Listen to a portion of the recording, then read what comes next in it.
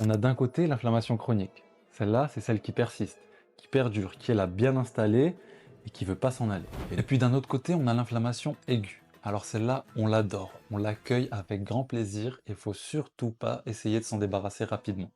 Même si pendant des années on a dit qu'il fallait la chasser à tout prix, c'est faux. Et pour essayer de comprendre c'est quoi cette inflammation aiguë, je vais tenter de faire simple. Alors en gros, c'est une inflammation qui est éphémère, qui surgit dû à un stress momentané, donc ponctuel, et qui a pour but de guérir les tissus ou structures qui ont été endommagés par ce stress. Alors on va mettre un exemple afin de comprendre plus facilement. C'est comme si là je cours, je tombe, je me fais mal au genou et ça gonfle. Là, il y a une inflammation aiguë. Le problème, c'est qu'on a souvent dit, ok, faut mettre de la glace pour réduire l'inflammation. Alors la réalité, c'est que la glace, ça va réduire la douleur et l'inflammation, effectivement.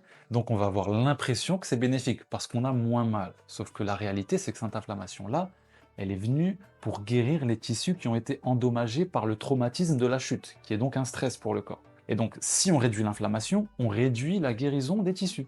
Et j'ai mentionné la glace comme j'aurais pu mentionner les anti-inflammatoires. Au final, le but c'est le même, c'est réduire l'inflammation, ce qui ne nous intéresse pas du tout.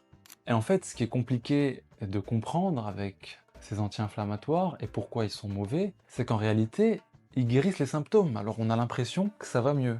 Sauf que non.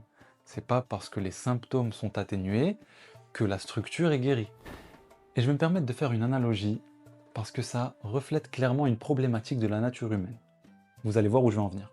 Car en tant qu'être humain, on a souvent envie de guérir, de solutionner certains problèmes, que ce soit physiquement, psychologiquement, socialement, dans toutes les situations, on a tendance à vouloir arranger les choses. Sauf que la réalité, c'est qu'on a souvent peur, ou plutôt on évite d'aller à la racine du problème.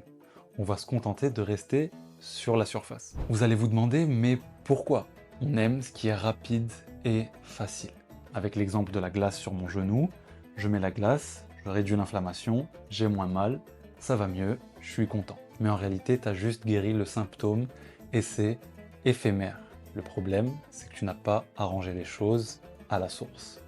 Pour résumer, l'inflammation aiguë, on la veut, on l'accueille avec plaisir encore une fois.